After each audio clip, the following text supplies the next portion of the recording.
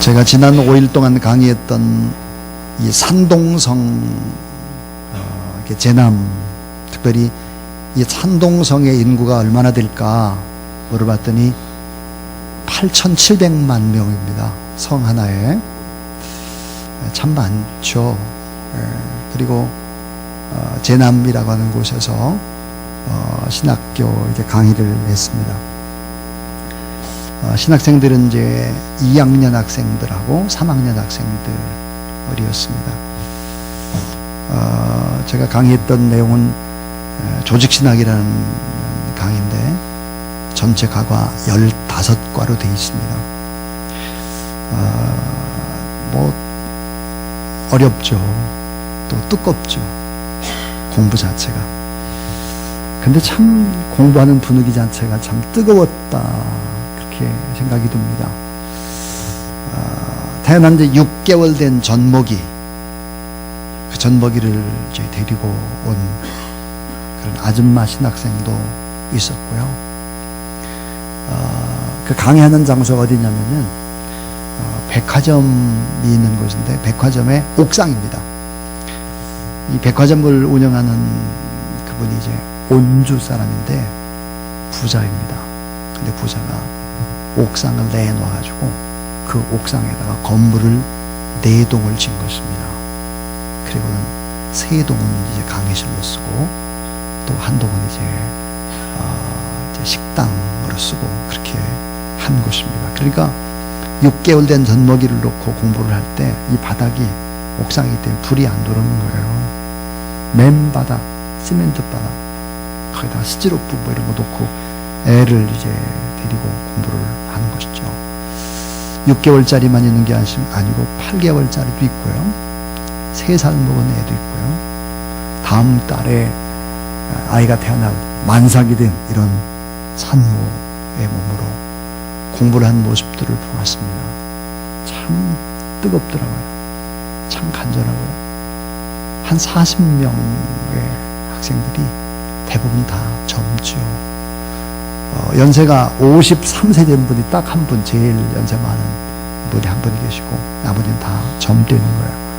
중국의 참 저력과 위대한 힘을 볼 수 있었습니다.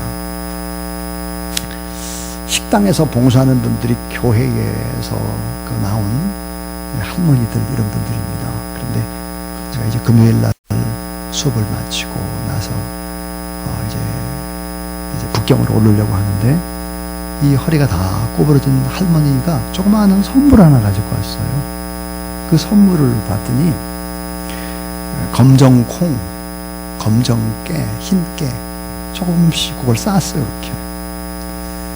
근데 참 짐이 저의 책도 있고 짐도 많고 그래서 그걸 가지고 오기가 참 어려운데 그 할머니, 허리 다 구부러진 할머니, 음식 봉사를 해준 그 할머니가 준 선물을 놓고 올 수가 없어서 그걸 가지고 왔습니다. 물론 어떤 분은 조그마한 참기름 이렇게 잠가 있잖아, 이런 걸 가지고 온 분도 있고 그런데 그런 건 저는 가지고 올 수가 없었죠. 그런 생각이 들었습니다. 참 따뜻한 마음이구나, 사랑의 마음이구나. 예전엔 우리도 저랬는데 저렇게 따뜻했는데 저렇게 참 마음들이 가난하고 그랬는데 점점점 GNP가 높아지고 이러면서 저런 아름다운 마음이 참 보기가 어려워지는 이런 사회에 우리가 살아간다, 그런 생각이 들었습니다. 사랑하는 여러분, 2015년도 저희 주사랑 교회의 교회 표어가 그리스도인, 자, 복음대로 살아가는 사람입니다. 복음으로 사는 사람들인데 우리가 복음이라고 할 때 무엇을 얘기할 수 있겠나? 창세기 12장 1절부터 3절과 특별히 마태복음 5장 1절부터 11절에 있는 이런 산상수훈이 우리 주사랑교회 성도들이 2015년에 삶의 초점을 두고 살아가야 될 그리스도인, 복음으로 사는 사람들의 주제에 해당합니다. 오늘 저는 심령이 가난한 자의 복이라는 제목으로 하나님의 말씀을 전할 것이고 앞으로 몇 주 동안 이런 팔복에 관한 그런 강의를 하게 될 것이고, 이런 팔복 강해를 통해서 여러분의 삶이 복음으로 사는 사람들, 2015년도 그렇게 살아갈 수 있는 그런 저와 여러분, 우리 모두 다 될 수 있기를 주님의 이름으로 축원합니다. 우리가 예수 그리스도 나의 존 나의 하나님으로 영접한 후에 나의 내면 세계는 얼마나 변했을까? 얼마나 내 성품이 바뀌었을까?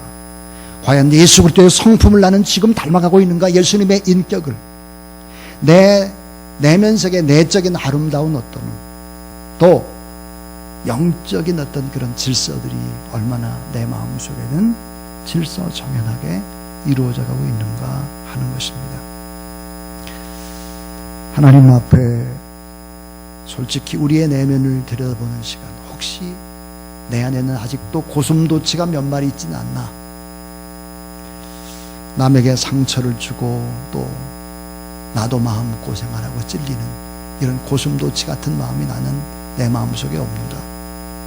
혹시 여우가 자리를 잡고 있고 공작새가 내 안에 있지는 않을까? 구원받은 내가 시시때때로 변하고 감정의 기복 때문에 화냈다, 슬펐다, 밝았다, 어두웠다, 이게 기복이 너무 심한 건 아닐까? 혹시 내 마음 안에는 삶에 게으르고 나태한 곰처럼 또 돼지 같은 성품, 이런 성품은 내 안에 없는가? 아니면 뱀과 같이 간교하고 때론 무서운 독을 내부으면서 아주 가까운 사람들을 해치고 공동체를 해치는 이런 것은 내 안에 없는가 하는 것입니다. 내면 세계 성품이 변하지 않는다면, 삐뚤어진 성격이라면 예수 그리스도의 복음으로 말미암아서 새롭게 교정받고 치료받는 우리 모두 다, 저와 여러분 다 될 수 있기를 주님의 이름으로 축원합니다. 저는 여러 가지 고민을 하면서 이제 산상수훈을 강해하려고 합니다. 이 산상수훈은 마태복음 5장, 6장, 7장입니다. 예수님이 직접 하신 설교죠. 이 설교가 왜 이렇게 중요할까요? 그것은 예수님이 직접 했을 뿐만 아니라 신구약 성경의 요약이죠. 그리고 선택받은 소수의 제자들을 대상으로 한 설교이기 때문에 그렇습니다. 자, 구원받은 사람들이 어떻게 삶을 살아가야 되는지 삶의 원리와 기준을 제시해 주죠. 그리고 방향을 얘기합니다. 특별히 이 산상수훈은 기독교 윤리와 교리의 핵심이죠. 복음의 핵심이다, 이렇게 말할 수 있을 것입니다. 근데 산상수훈 가운데도 이 팔복은 신앙의 단계를 설명하고 있습니다. 예를 들어서 심령이 가난한 자, 그 다음 단계, 높은 단계로 애통하는 자, 그 다음 단계로 온유한 자, 맨 나중에 보니까 의를 위해서 핍박을 받는 것, 그것도 기뻐하는 단계, 이런 단계로 올라갑니다. 그러니까 신앙의 단계를 설명하고 있다 하는 것입니다. 또 하나는 천국에 오르는 계단이다, 이렇게 얘기도 하고, 이것은 참 복이요 복의 뿌리다, 이렇게 얘기도 합니다. 그리고 기독교인과 비기독교인의 다른 점을 얘기하는 것이 바로 팔복이다 그럽니다. 자, 이 팔복은 인간의 내적인 여수와 성품의 아름다움을 설명해 주는 것이죠. 이 팔복은 물질적인 것보다 영적인 복을 설명을 합니다. 자, 그런데 이 성경에서 말하는 팔복이 말하는 이것은, 이 성품은 태어나면서부터 천성적으로 가지고 태어나는 것이 아니라 성령의 역사에 의해서 마음이 그렇게 점점 바꿔져 간다. 여러분에게 이런 바꿔져가는 귀한 축복의 역사가 나타날 수 있기를 주님의 이름으로 축원합니다. 자, 심령이 가난한 자 누구일까? 심령이 가난한 자는 누구일까? 예수님은 팔복의 첫 시작을 마음에서 시작을 하고 있습니다. 마음, 인간의 내적인 요소 심령에서부터 시작을 합니다. 왜 그럴까요? 인간의 마음이야말로 행복의 근거가 되고 축복과 저주의 근거가 되는 것입니다. 마음이 그만큼 중요하다는 거죠. 자, 오늘 말씀에 자, 심령이 가난한 자 그런데 이 가난한 자 헬라로 푸토코스라고 하는 이 말은 아주 극한 가난의 상태, 너무너무 가난한 상태를 얘기한다. 영국의 유명한 주석가인 윌리엄 바클레이는 심령이 가난한 자는 복이 있나니 천국이 저희 것이며, 이게 심령이 가난하다라고 하는 것이 무슨 의미일까? 다음과 같은 의미라고 얘기를 하고 있습니다. 첫 번째입니다. 따라하세요. 자신이 무능하다는 사실을 철저히 깨닫는 사람. 자, 심령이 가난한 자가 누굴까? 내가 무능하구나.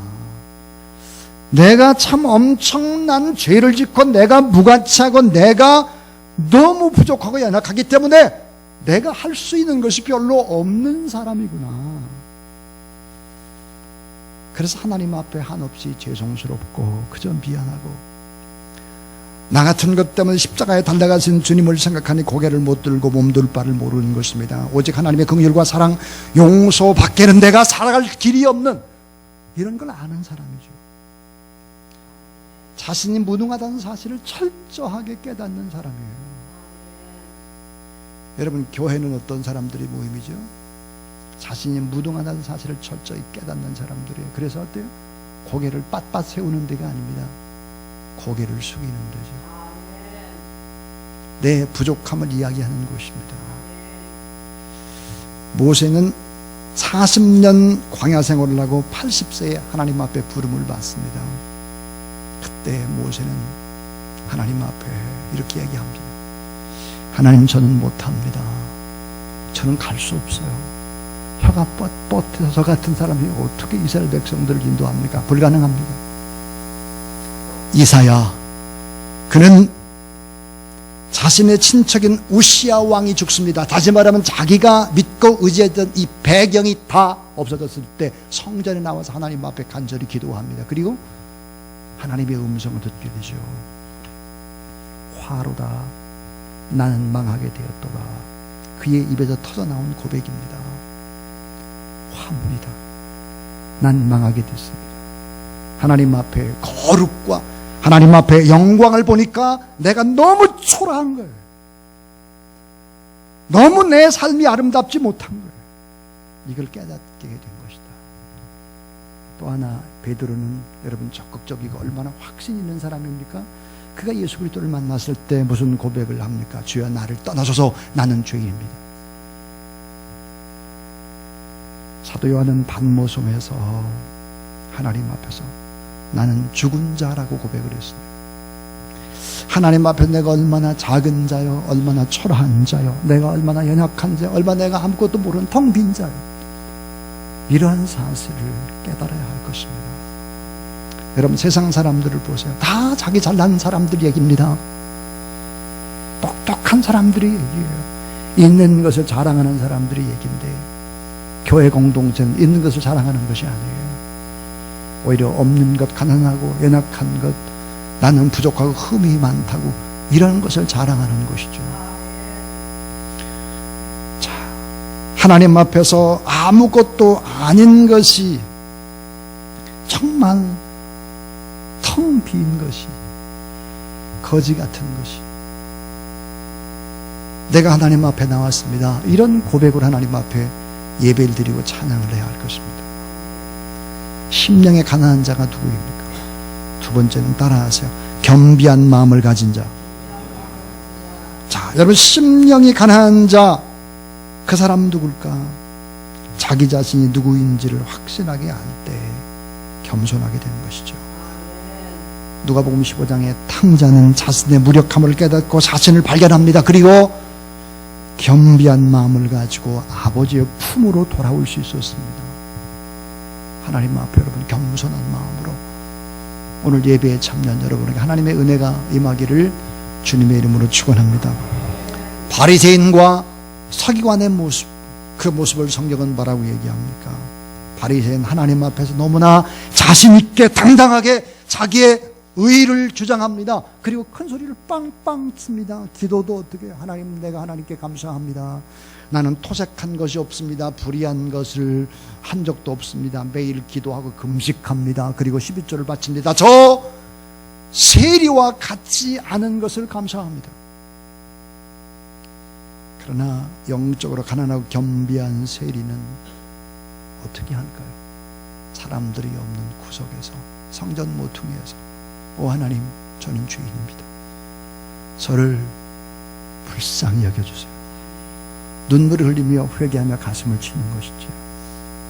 성경은 이렇게 말하죠. 바리새인의 기도는 외면하고 세리의 기도는 들으셨다 하는 것입니다.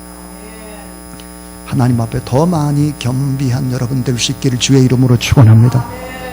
고린도후서 8장 9절에 보니까 우리 주 예수 그리스도의 은혜를 너희가 알거니와 부유하신 자로서 너희를 왜 가난하게 되시면 그의 가난함을 인하여 너희를 부욕케 하려 하심이라 그랬습니다.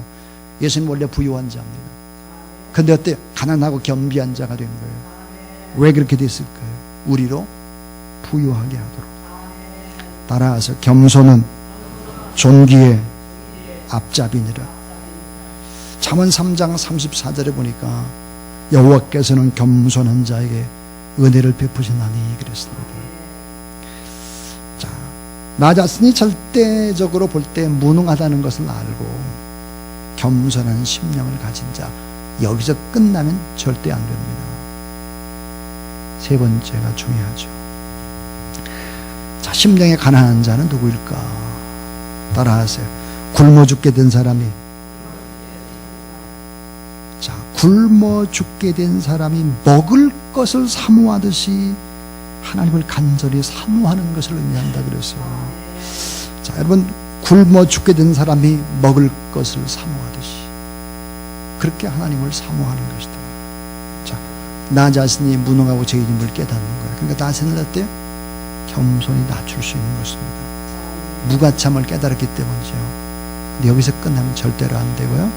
하나님의 은혜를 사모하는 거예요. 하나님, 내 이렇게 부족한데 하나님의 은혜를 부어주시지 않으면 저는 못 삽니다. 이런 마음으로 하나님 앞에 은혜를 사모하는 그런 여러분 될 수 있기를 바랍니다. 제가 중국에서 강의할 때 떠올랐던 그 머리에 잔상 하나가 있습니다. 그게 뭐냐면, 어렸을 때 여러분 시골에 처마 밑에 제비가 집을 짓거든. 제비가. 근데 그 제비가 이제 알을 낳고 새끼가 까게 되면 어미가 이제 먹이를 불어오면 입을 쫙 벌리는 것입니다. 고개를 쭉 빼고 입을 제일 크게 벌리는 자에게 잠자리도 다 받아주고 메뚜기도 주고 막 그러잖아요. 현차는 제가 강의를 해도 한 40여 명의 학생들은 제비 새끼처럼 입을 쫙쫙 벌리는 거예요. 고개를 쭉 빼는 거예요. 던지기만 해봐라, 내가 받아먹겠다. 한국에서 좀처럼 보기 어려운 현상이죠. 중국의 위대함을, 그 말씀을 사모하는 데서 볼 수 있었습니다. 그리고 제가 목요일 날 강의를 이제 오후에 성령론 강의를 하고 난 다음에 기도회를 열었습니다. 기도회를. 하나님 앞에 기도를 할 때 제가 이런 이야기를 했습니다. 중국은 강하다. 그러나 중국이 정말 강하기 위해서 하나님의 말씀대로 성령의 능력을 힘입고 여러분이 중국의 희망이 되지 않으면 안 된다. 중국은 세계 복음화에 하나님이 귀하게 들었을 수 있는 사람들 중국밖에 없다. 한국 안 된다. 왜 안 되느냐? 중앙아시아 모슬렘 이슬람권, 그 이슬람을 점령할 수 있는 데는 미국이 불가능, 한국이 불가능한 거예요. 중국밖에 가능한 나라가 없다. 그러면서 하나님 앞에 간절히 기도를 했는데요, 펑펑 우는 거예요. 펑펑.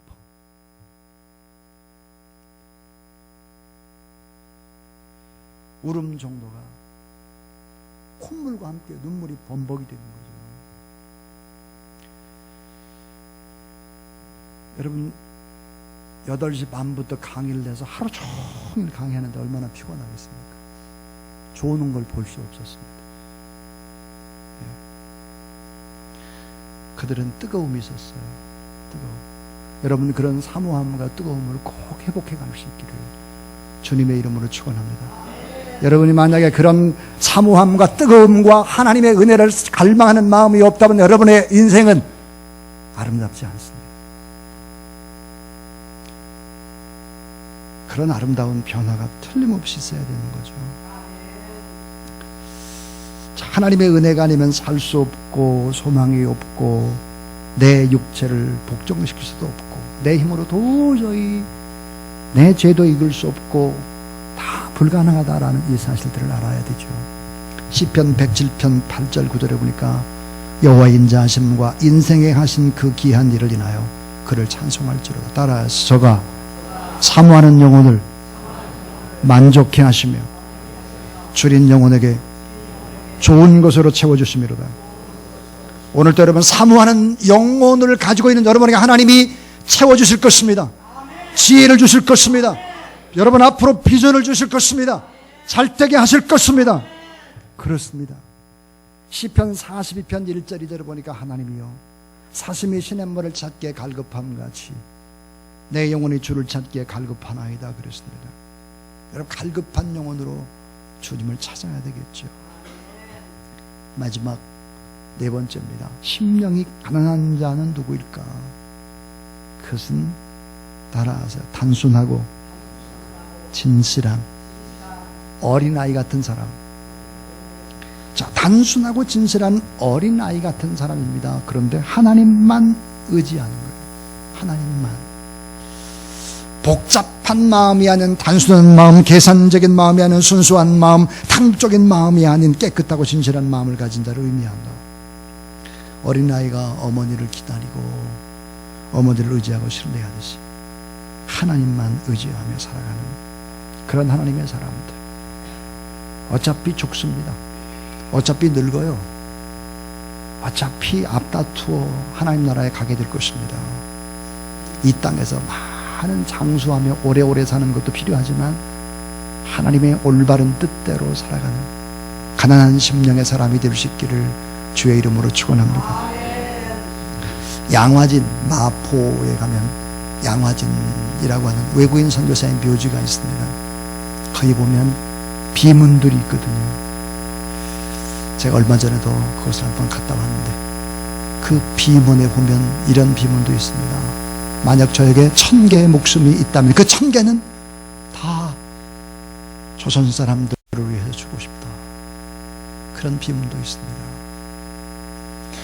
여러분이 만약에 오늘 돌아가신다면, 제가 만약에 죽는다면 어떤 비문을 다른 사람에게 새겨놓을까요? 어떤 비문을 생각해 보세요. 어젯밤에 이용몽 선교사님, 김수일 선교사님, 또 은희, 진이 다 들어왔습니다. 18년 전에 중국을 갔는데 18년 전에 사실은 아무것도 없이 맨손으로 중국 땅에 갔는데 돌아오는 18년에 일을 마감하고 돌아올 때도 빈손입니다.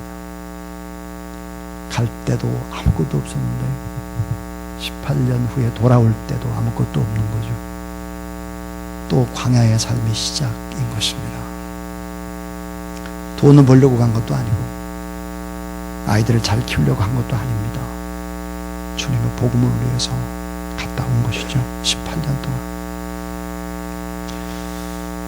참 그런 생각이 들었습니다. 금요일 날 저녁에 우리 이정남 선교사님 또 그 남편 되던 윤구준 장로님 또 자녀 우리 또 사역자들 또 중국인 이런 사역자들하고 다 모인 자리가 있었습니다. 우리 김성문 안수집사님의 그 동생인 김성남 목사님도 계시고 또 이용모 선교사님도 계시고 저도 있고 그랬습니다.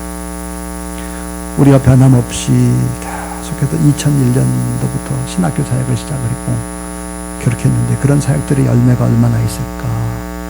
참 많은 열매가 있었습니다. 여러분에게 다 일일이 설명할 수 없는 열매. 깜짝 놀랄 만한 열매.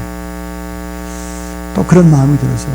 이제는 내가 강의하러 갈 때 좀 나만 혼자 이렇게 가지 말고 중보 기도를 좀 도와줄 수 있는, 그리고 사역 현장에 좀 이렇게 그들을 격려하고 이럴 수 있는 이런 장로님이나 안수집사님이나 권사님들을 좀 모시고 가야 되지 않겠나, 그런 생각이 들었습니다. 아마 보면 달라질 것입니다. 여러분이 얼마나 큰 일을 하고 있는지를 보면 알 것입니다. 엄청나고 위대한 일들. 거기는 공하라고 하는 이제 중국인이 있는데, 하남성 정주에 교회를 27개를 맡고 있는 지도자의 아들이었죠. 12년 전에 제가 이제 그를 이제 인도했습니다. 그래서 한국에 나오게 됐죠. 그래서 장로회 신학대회에서 4년을 했습니다. 그리고 MDB 3년을 했습니다. 마치고 다시 석사과정 MA를 했습니다. 그러니까 제가 강의를 하면 이 친구가 신학을 제대로 했기 때문에, 또 나는 한족이니까 얼마나 통역을 잘합니까? 잘하죠. 그런 사람들만 있는 것은 아닙니다. 남경대학이라는 대학에서 철학을 공부를 하고, 그리고는 또 발견이 돼가지고 한국에 데려왔죠. 장신대에서 신학 4년, 또 MDB 3년, THM 2년, 박사과정, 지금 박사 논문을 쓰고 있습니다. 화레라고 하는 사람이 있어요. 강의를 잘하죠. 중국어로. 자기 아내는 외국어 대학에서 공부를 쭉 해서 한국학 박사학위를 받았습니다. 여러분, 이런 일꾼들이 이제는 중국어로 직접 자기들이 강의를 시작했습니다. 얼마나 많은 열매가 있겠습니까? 참 단순한 일들은 아니었지만 하나님 앞에 참 감사한 일들이 너무너무 많습니다. 우리는 순종이라고 하는 단어는 눈앞에 보이는 것이 아니에요. 잘 안 보이잖아요. 우리가 안 보이니까 믿음으로 이렇게 나가야 되는데, 안 보이니까 이게 과연 이게 이루어질까라고 하는 생각 속에 의심을 가지고 행동을 하는 경우들이 있거든요. 여러분, 믿음의 확신을 가지고 한 발자국 한 발자국 믿음의 길로 걸어가는 그런 여러분 될 수 있기를 바랍니다. 그래서 여러분이 훗날 죽게 되면, 또 제가 죽게 되면 다른 사람이 비문을 쓸 때 이런 비문을 쓰면 참 좋겠다 싶습니다. 예수 농도 100%의 사람, 이런 아멘 하는 사람이 없네요. 여러분, 예수 농도 100%, 순도 100%의 사람이 될 수 있길 바랍니다. 주 안에서만 삶의 의미를 느끼던 사람, 이런 얘기. 세상 것을 포기하고 하나님의 나라를 얻은 사람, 이런 비문의 문구들이 여러분의 삶을 장식하는 그런 여러분의 귀한 인생이 될 수 있기를 주님의 이름으로 축원합니다. 심령이 가난한 자, 그가 복이 있는 자인데 누군가? 자신의 무능함을 철저히 깨달은 자 그랬습니다. 부족함을 철저히 깨닫고 하나님 앞에 죄인임을 깨닫고 하나님 앞에 겸비한 마음을 가진 자, 하나님의 도움이 없이는 못 살 줄 아는 그런 겸비한 사람의 마음, 하나님 앞에 은혜를 간절히 사모하는 사람, 단순하고 진실의 어린아이처럼 하나님만 의지하는 사람, 이런 사람. 여러분, 이 같은 사람이 어떤 복을 받을까요? 심령이, 바로 그 심령에 천국이 임한다 그랬어요.